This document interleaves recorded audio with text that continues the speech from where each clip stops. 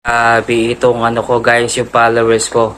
Yung kanyang sinabi, magagalit ba ako o hindi guys? Grabe.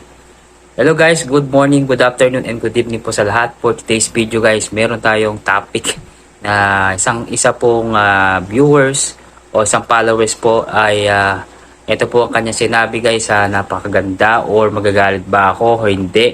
Ay sabi niya, ito talaga yung sabi niya, hindi ko na masyadong ipa-flash ko na lang, hindi kayo na lang po magbabasa. Ang sabi niya sa pagkakaintindi ko, ito talaga yung sariling sikap nagbo-viral na hindi mo na kailangan ng kaldero challenge. Totoo naman yung guys.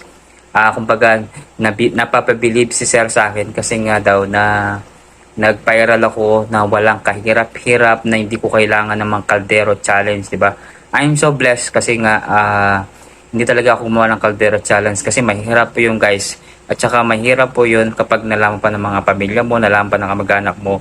Kaya kayo guys, excuse me, at gumawa kayo ng mga ikaka-viral nyo na hindi na kailangan magtanggal ng damit. Importante guys, matutuwa yung mga viewers at followers nyo at dadami pa yung followers nyo. Okay, maraming salamat po sa iyo sir. Shout out po sa iyo and maraming salamat po sa good feedback nyo and don't forget to like and share and follow niyo po Edward Laksina, Kapogi ng Tarlac City. And God bless you all guys. Love you. Mwah, mwah, mwah, chup, chup. Ingat kayo guys ha. Love you all.